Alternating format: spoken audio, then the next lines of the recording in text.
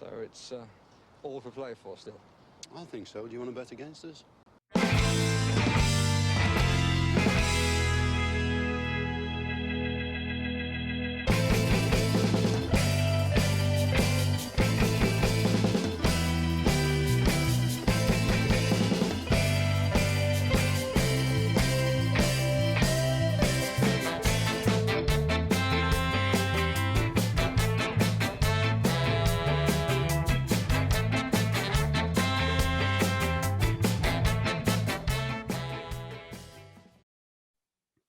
Hi, villains, and welcome to For the Love of Paul McGrath podcast. It's Neil and Paddy back again. We've had I'm going to say we've had an extended break, Paddy. It's been quite a while since it's been 4 or 5 days since we've turned on the podcasting mics and come down people's ear holes at them.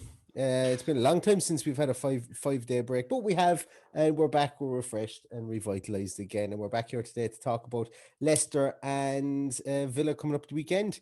I suppose the big, huge, massive news first, Paddy, is about the time change. Just really goes to show that the Premier League, are now like they understand the athletes. They understand the demands that are put on these athletes, in European competition. And I'm delighted to see them changing the times so that athletes can have proper rest and proper recuperation. And as we can see, Paddy, in that this unbelievably forward thinking time change that we've seen for this game on Sunday.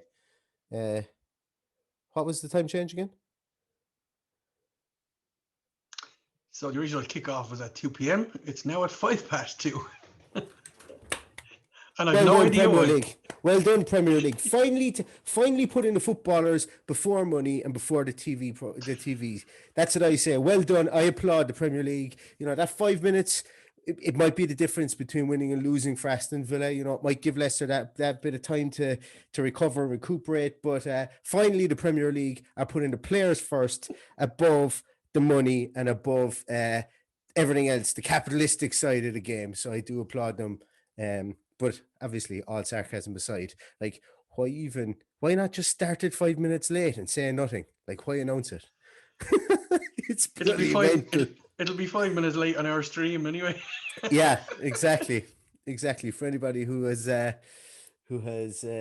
access to maybe the streaming situations that sometimes we may have, it'll be 2:15 before the match kicks off on our stream. But what a farcical situation, to be honest with you, making an announcement of a 5 minute change, all just because the TV companies. But look, this is the world we live in. Look, I suppose that 5 minutes might mean something to somebody. Just doesn't mean anything to me, unfortunately. 5 minutes extra in bed on Sunday. Why do you plan on getting up? Do you plan on getting up just at 2:05? 5 Paddy? to 2, yeah. Watch that, Paddy, a kept man, an absolute kept man there. We never to stay in bed. But day of rest. Yeah, exactly. Yes. An absolute day of rest. I need it. I got bags under my eyes after this week. It's been one of those weeks. I feel like I've put on about 2.5 stone and slept about 3 hours this week. But rest assured, I've had way more than 3 hours sleep this week. I've had a great week. Fantastic. Regale us of your great week. I took a complete break from screen time and took a holiday from social media for a few days, and I feel much better for it. You missed it. You missed out massively, Paddy. You missed out massively. Yeah, that's all I can say.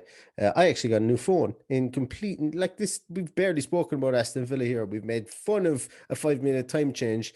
We've spoken about the bags under my eyes, and now I'm going to tell you all that I got a new phone during the week, and my screen time has probably increased. But I must say that I've come into the 21st century. Even working for a big technological multinational company, I've come into the 21st century, and I've decided to shed myself of my trusty old phone that's maybe about 7 years of age, and get something that's a small bit newer. And I did it kind of out of in a fit of temper one night. I just decided to buy one, and I don't regret it. So it's a good news story.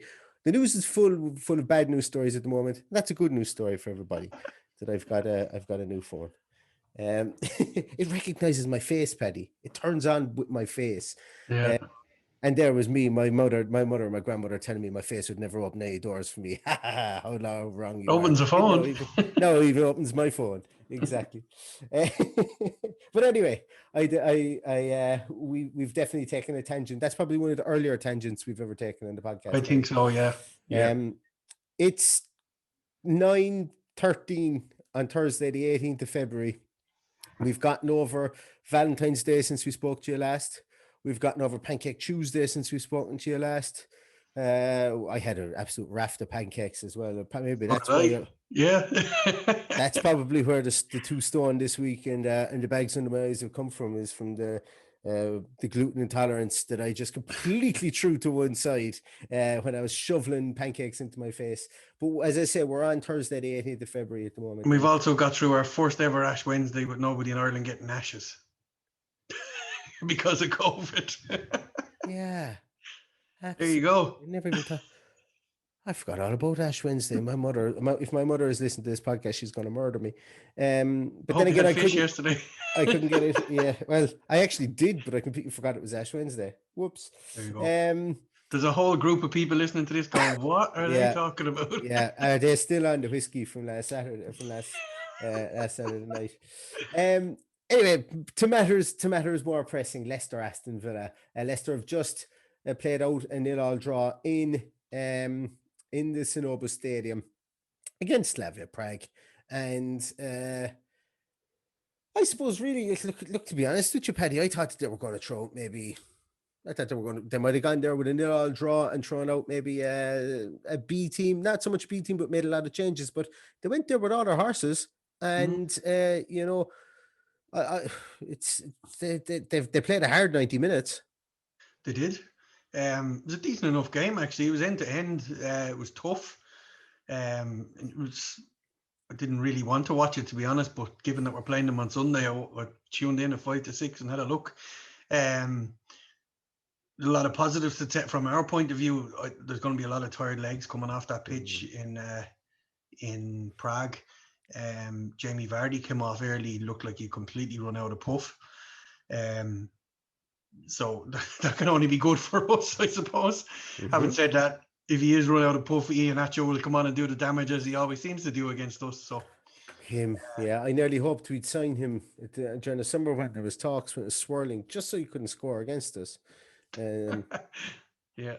But look, I didn't see an awful lot of it, but when I saw that, I saw the team that they put out, I kind of went, "Ooh, this is interesting." But as we know ourselves, how many teams coming down the stretch over Christmas and after Christmas would have seen us put out the same team week after week after week, and maybe at 2 days, 3 days notice, and still come out with results. So we, of all teams, know that just playing the same team, or maybe lack of rest with these finely tuned athletes, may not be a precursor of absolutely anything at all. I think probably the biggest piece was Ricardo Pereira was rested. I suppose in light of James Justin being injured and out for the rest of the season, having a fantastic season, and he's out now for the rest of the season. Daniel Amartey is deputizing for him at right back, has done for the last 2 games, and Luke Thomas got the start at left back today in the stead of Ricardo Pereira. Apart from that, they played all their full team. Yeah. No, it was about as bright as you could get, but the Slavia Prague really put it up to them.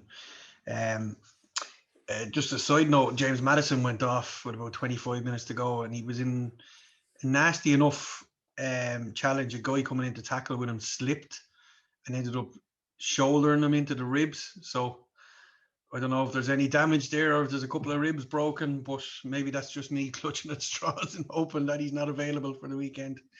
Look, we're going to have, but no matter what they put out, they're missing a load of players.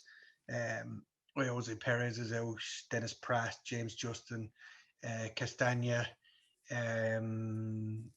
Wes Morgan, and Wesley Fofana gone for the foreseeable. So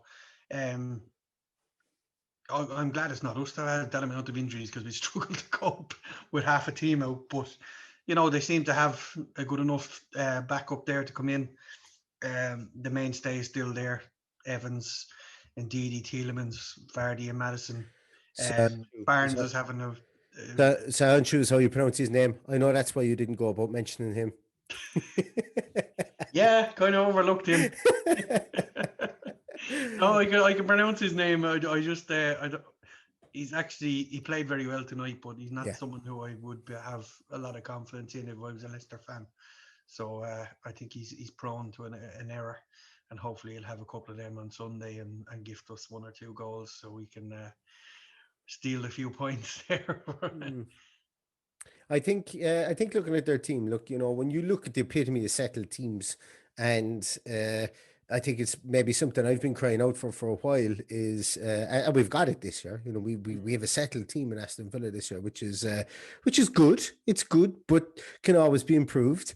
I think the epitome of a settled team is Leicester, really. Having been settled up the middle, I suppose, is probably a truer statement to make. You've got Sancho, Evans, Kasper Schmeichel, that defensive kind of unit at the back there. Yes, as we've mentioned, both their right, their fullbacks in Castagne and James Justin. I can never remember his name. I always nearly call him Justin James. James Justin.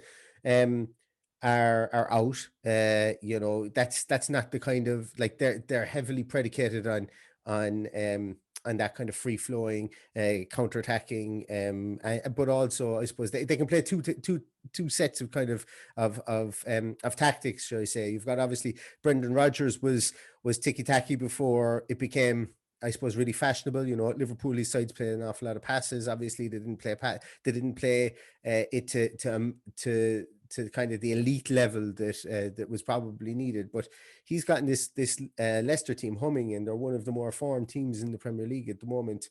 It will be really interesting to see what the last of James Justin, and if Ricardo Pereira doesn't make the weekend, but I do think he will make it. That's going to be an interesting matchup. Ndidi and Tielemans in the center, they're formidable. Tielemans can really spot a pass, and look, Ndidi does his job. He's in there to break stuff up, and he's a big rangy guy who can get around, and I'm sure is going to be tasked with doubling up on whatever side. Probably doubling up on Jack, I would imagine. Yeah. That's if Jack doesn't play through the center and if we don't see a surprise sprung. But for me, you mentioned Madison. Look, James Madison is a fantastic player, but for me, I think what ties into this game is really going to be the form, the pace of Harvey Barnes. Somebody who's just come to life this year. Last year, I said that he was a bit of a endeavour guy. He was a guy that would run, and little to no end product. This year, he's found his end product, and he's just been fantastic. And he's going to be tacking down a right-hand side, whereby we're missing Matty Cash. And all signs point to Ahmed El Mohammadi coming in there. What's your views on that, Paddy? Obvious weakness for Aston Villa? I don't know if it's an obvious. He never lets us down when he comes in. I've utmost confidence in him. I had a feeling you'd bring up Harvey Barnes. He scored eight goals in 23 games. It's good going from the position he's been in. He chips in very well this season. It's definitely the best season I can remember him having. He is going to cause us trouble. He'll push back Elmo a little bit deeper, but look, what can we do? We'll just have to counteract that in some way, and give him a bit of a dig out. So for that reason, I think the main question is who plays on the right side up top. So in light of the fact it's Elmo, I'm tempted to say that it'll be Trezeguet that starts there at the weekend. Could be wrong. Just my feeling on it for the defensive qualities that he offers and the work rate that he puts in, both attacking and defensively. I think he'll be the man who starts. I don't disagree. If you let's just say you start somebody like Trezeguet, or not somebody like Trezeguet. Let's just say you start Trezeguet, because why you start somebody like him when you can bloody start him himself? Do you look, the elephant in the room here is Barkley going to start inside him as well? Because since he's come back, we haven't really seen that endeavor. Like this, we're going to need to be very industrious against this Leicester team. Look, Yeah. men out, doesn't really make any difference.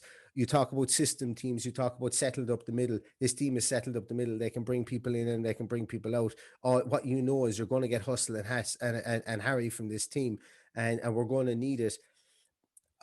I'm not 100% convinced that Morgan Sanson is going to be the man to drop in against this team, especially someone like Ndidi. But I also don't want to bring Jackie in off the wing in this game. I don't want to bring him into, like, I prefer to have him going at Amartey because Amartey isn't a natural right back. He's a defensive midfielder essentially, playing as a right back. And I don't want to bring Jack in off the wing if I can at all help it. And that leads me to saying, well, if you don't bring him in off the wing, you don't start Morgan Sanson, what do? Do you start Ross Barkley, or do we just go completely different and start Nakamba and Douglas Luiz and then let McGinn play further forward? Yeah, I don't know about that either, and I've got this, Well, I'm predicting that Nakamba will start. I think he will. I think he deserves it. I think his figures show that he deserves it, but it's at whose expense is the big question. Do we play him sitting in the 2 of the 4-2-3-1 and push McGinn on? Do we drop McGinn for him? Do we drop Barkley and bring Jack in? There's a lot of things at stake here. The coach in me would say that Barkley will start for the simple reason is he seems to be low on confidence, and I think dropping him out of the team altogether would really hit that confidence. We've spoken before in the podcast about there needing to be a scapegoat amongst what we have, and Barkley seems to be the scapegoat this week, which is probably a bit unfair from a guy who's just coming back from injury, and you just got to cut him a bit of slack. He didn't have a good game. It's okay to say that, but to be shouting and roaring and abusing him on Twitter because he's useless is both pointless and stupid. So I think he'll start. I think McGinn could be the man who gives way for Nakamba. But I don't know. That's just my opinion on it. I think if the Arsenal game is anything to go by and the players they had in the middle of the park, Nakamba could be the man in there to break it up and to ruffle a few feathers. It's going to be interesting. To be honest with you, it's the first time that I don't have an opinion on who absolutely should start. I think it's the first time this year because look, the team has been so settled. That's the reason I've premised a lot of this podcast on being settled up the middle. Being settled is fantastic. I like the fact that we're now kind of going about midfield. What kind of permutations do we have? We still will have a settled team. It's just about maybe changing 1 or 2 players that will fit into our system. It's not bringing in an unknown, and that's why I'm almost ruling out Morgan Sanson starting this game. I just don't think it's the game for him. There will be games coming up for him. We're not saying that like 14 million wasted. Jesus, no, we're not saying that.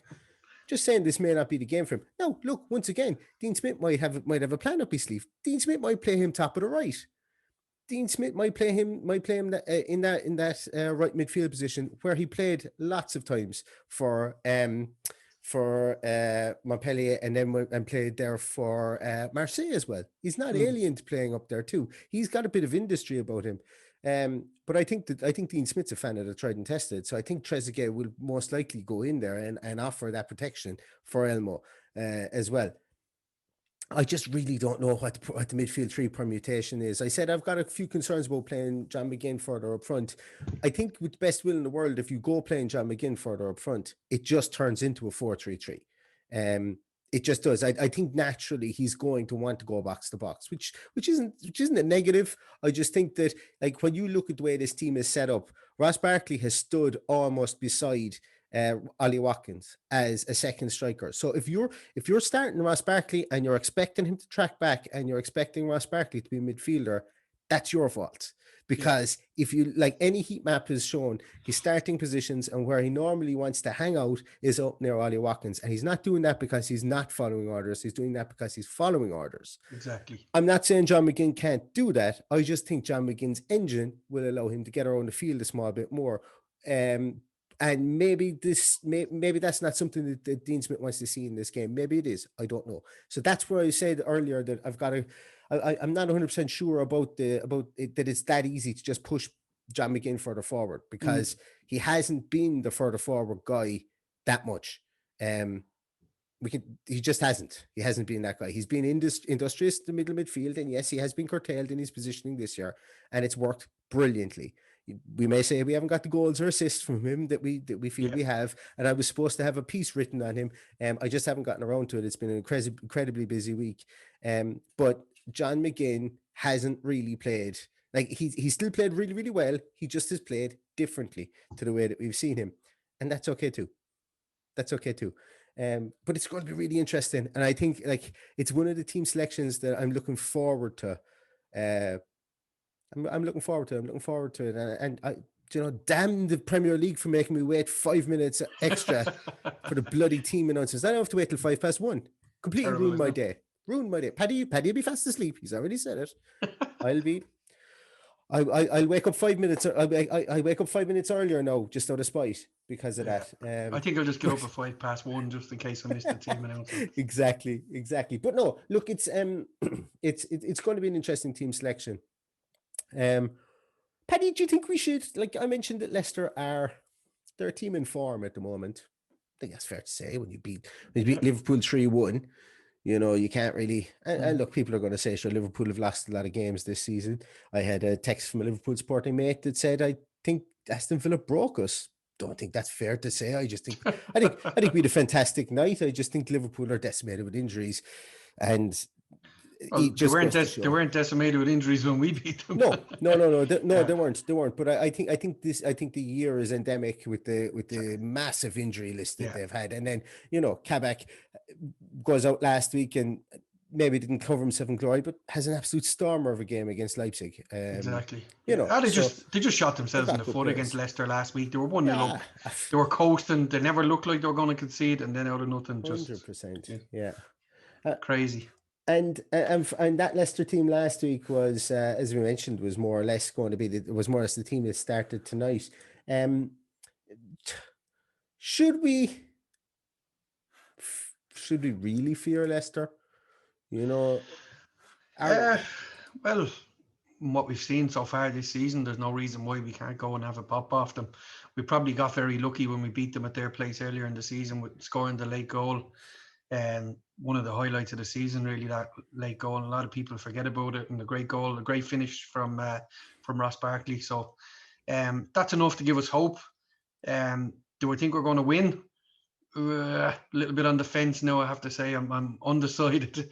But that's just on the back of the few poor performances we've had lately. And I don't envisage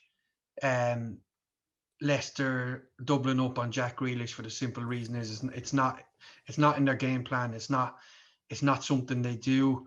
They didn't do it on the Liverpool players at the weekend. They didn't put extra defenders in there to try and stop Salah, Firmino, Mane. So I don't think that will suit their system. I don't think Brendan Rodgers is the kind of man who switches things up just to suit who they're defending against. I think he will believe in his players, and I think they'll go for it. And I think we'll go for it too. For that reason, I wouldn't be switching Jack in field or anything like that. I would, I'm more than happy to go with Barkley being through the middle, Jack on the left, Trezeguet on the right. And I think we'll have much more space than we have had in the last few weeks. Yeah. Look, it's a hard one. It really is. This is just such a tough game for me to call. Like, Leicester, by all metrics, Leicester are going to come into this game fully expecting a win. But I would imagine that Dean Smith is coming into this game fully expecting us to win too, because even though we've been on an up and down form, we're still a match for anybody, But like, of course, like you just see it, and I could hear people probably going, "Yeah, but we weren't a match for Brighton. We weren't a match for for Burnley. We weren't a match for West Ham. We weren't a match for Leeds. We weren't a match for Southampton. Yeah, we weren't. But, you know, as a team, we've always seemed to get up for the big days. You know, we've got up for Arsenal twice. We've got up we've got up for the big days. And look, that's I'm gonna say as well, though, as a kind of counter argument to what I've just said, that's almost not a great trait when you're only waiting to be the underdog all the time. There will come a time when this team, hopefully over the next year or two, transitions into becoming that team that gets up for every game, or has that extra bit of nous, or maybe there's an extra bit of sparkle put into this team in the transfer market or whatever. But for now, the team has made massive strides, and we're coming to play against the perceived big six, and that for me is good. And we've often said if we beat the teams around us, and that's maybe what we're struggling with at the moment, but we're still plowing up the league. But I think this game is really it's going to come down to a battle of who can shut down the flanks. Or I suppose realistically, who can get more joy on the flanks more so than anything else, because I think a lot of this game is going to be moved swiftly to the left and to right, to attacking down the left and right. I wouldn't be at all surprised to see us go with a long ball game in this. We did it against we did in the last game we played as well, and it wasn't great. You know, it wasn't it didn't look great, and it kind of made Ollie Watkins really, really work his tail off. And I'm not sure. I'm not sure that if we play Ross Barkley, I think we will go a small bit longer. And we will play him a small bit more forward. I just think it's going to become very, very condensed in the middle of the field. I think that's what Leicester will want to do.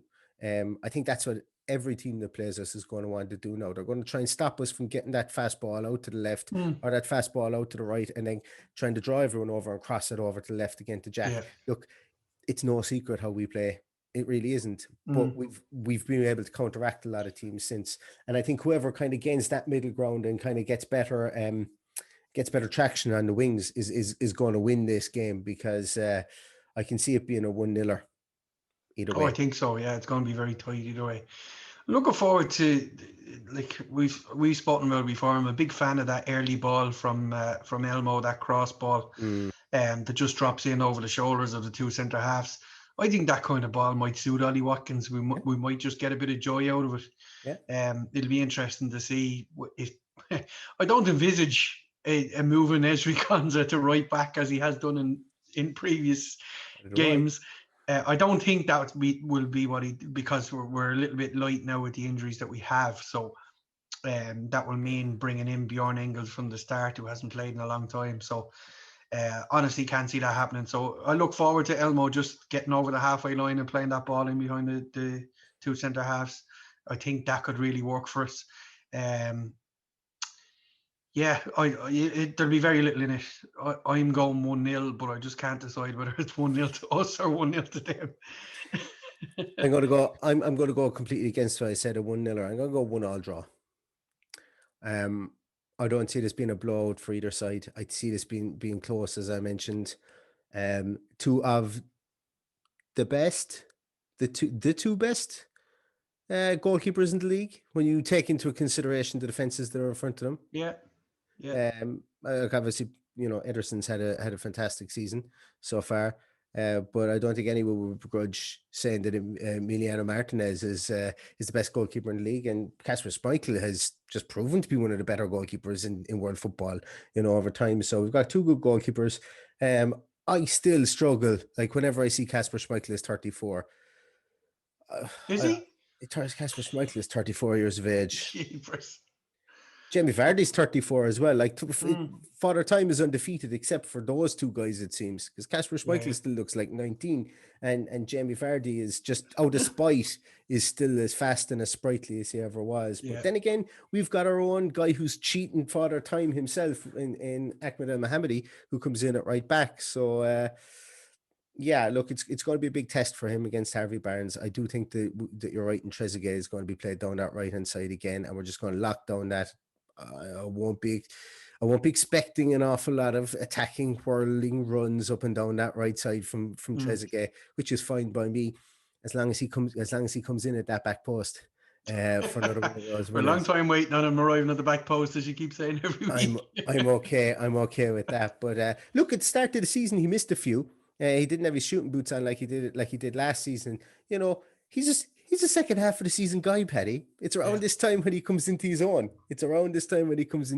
So let's see him crop up with one. I'm going to go with a 1-1 draw though. I think that I think there's a lot of talent in this Leicester team. I think that they're up for it. I think that they feel that they can. I don't know his top spot even attainable anymore with Man City are playing, but I think that Leicester, are trying to cement themselves as a top 4 team. This would be what, third year running. They want Champions League. That's the most important thing to them now. For finances, it's definitely the most important thing for them. Which is probably why they put out such a strong team. Oh yeah, tonight. So they're only in the Europa League. You're only in the Europa League, but if you go and win the Europa League, you've got a Champions League spot. Yeah. And you've got silverware as well, like for a team like Leicester, and this is like same for Aston Villa, same for every other club except for your perennial top 4s, like maybe Man United or something like that. Man United could do with the Europa League Cup as well. They'd absolutely love it. But like but you know what happens then that we forgot about in our European roundup a week ago. It goes down. So we get another European spot. So 5 teams will qualify for the Champions League, which pushes the Europa League down a place. Oh yeah. Which pushes the Europa League and the conference. And the conference, So you'd be looking at going as far as 7th position. Yes. 8th position. Yeah. Fucking, why don't they just put them all in? Fulham.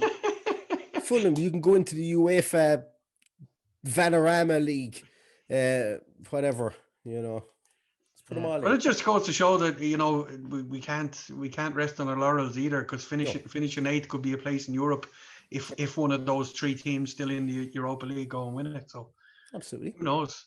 Absolutely.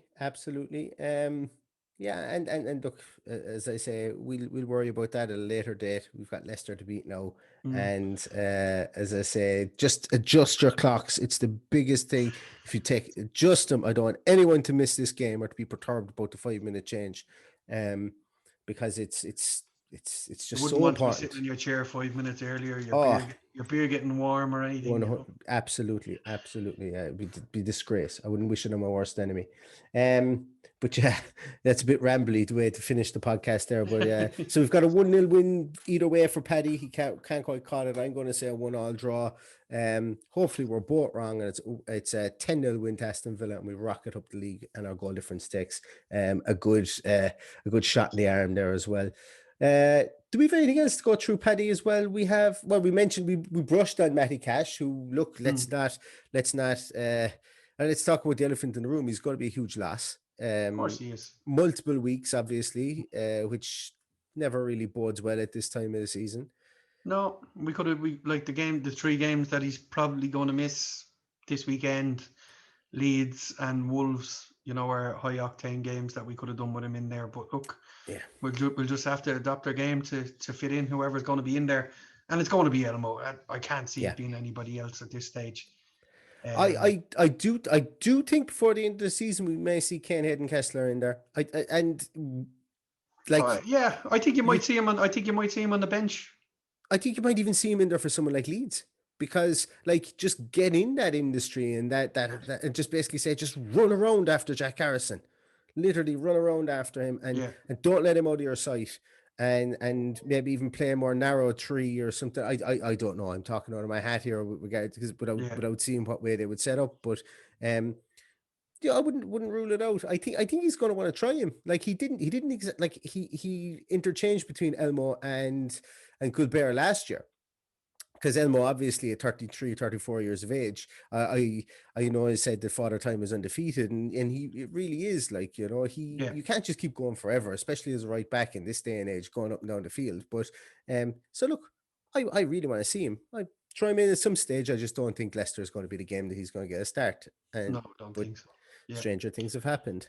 But yeah, Matty Cash was look, it would have taken a monumental effort to be able to dethrone Amy Martinez as signing of the season for Aston Villa, but Matty Cash is up there. Like he's, it came at a But bad time for him. All our signings have performed. I know the jury's still out on Morgan Sanson, but for me, Barkley has done enough to be a successful signing so far. I thought he's done very well, especially in the initial part of the season. So I don't think there was any signing that we go, it didn't really work out. But Matty Cash, what a find Matty Cash has been for the money we paid for him. He's more than repaid us, and he's going to be there, our right back, for a long, long time. Obviously, we got young guys coming through. They're going to put pressure on. Big talks today about Philogene Bidace, who is out of contract this summer, and a lot of big clubs sniffing around him.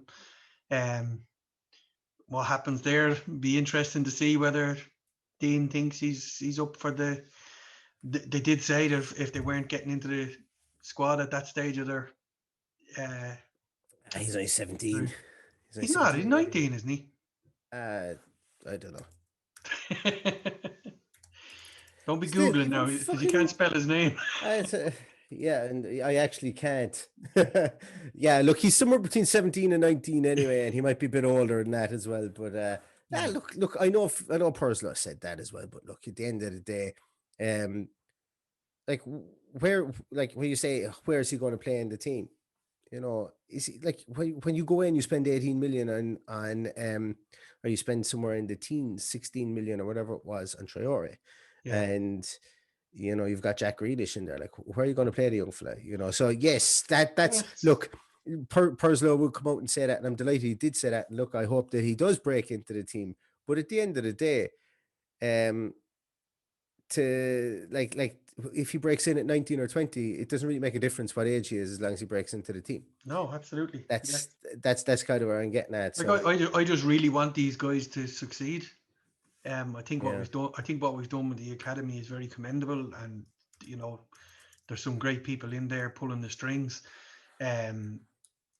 But I'd prefer to see our under 23s play at the next level up, just to challenge these guys.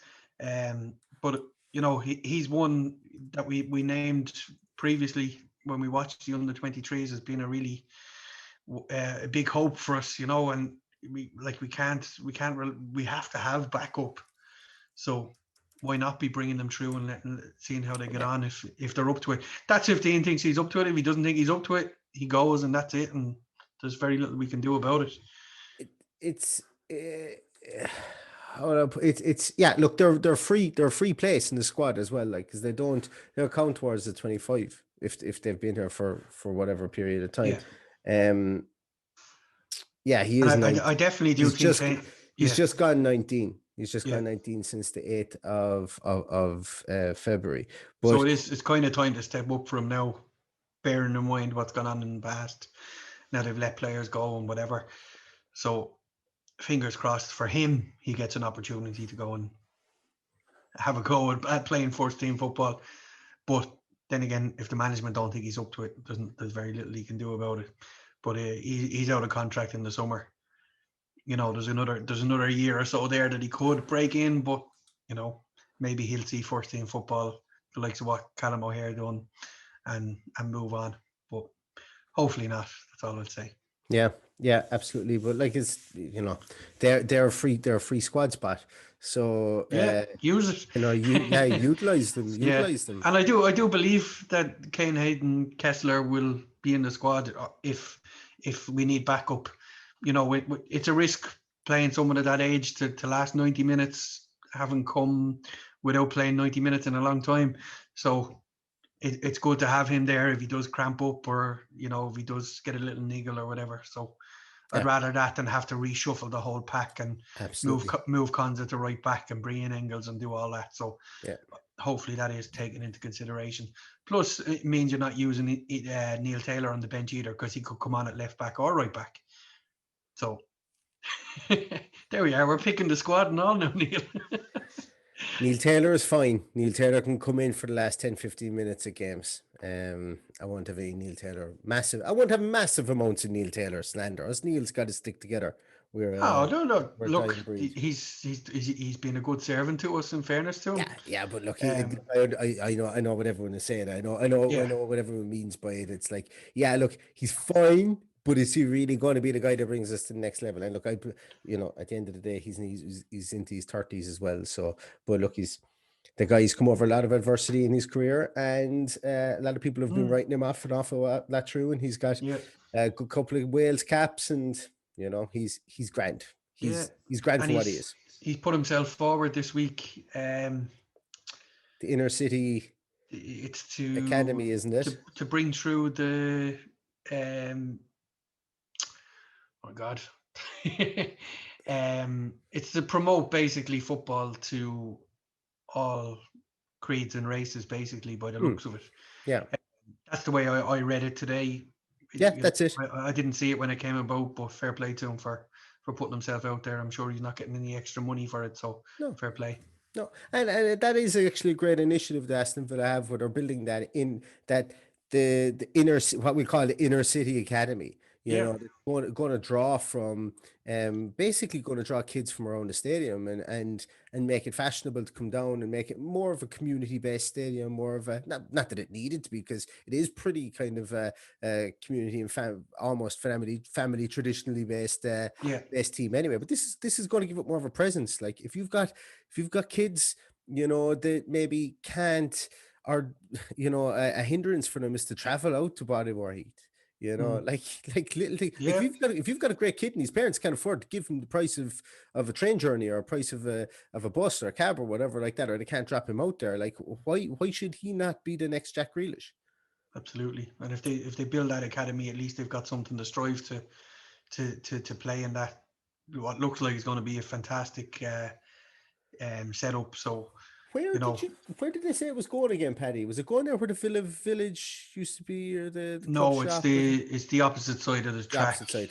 Okay. It's the from what I can see, it nearly backs onto Witten Station out that side of Yeah.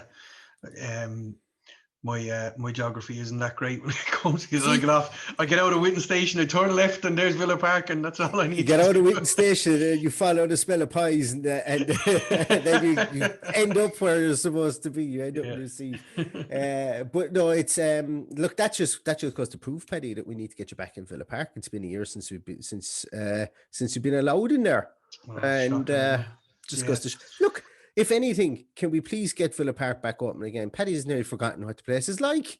He doesn't even remember how to get there. I think that was kind of playing. Well, it's been playing on my mind for a couple of weeks now, because I wasn't in great form this week. As I said, I stayed away from social media to try and clear the mood a little bit. But it's a year since people were allowed into Villa Park. I know it's another week or 10 days since it's a year since I saw Villa at Wembley against Man City with the 1st of March.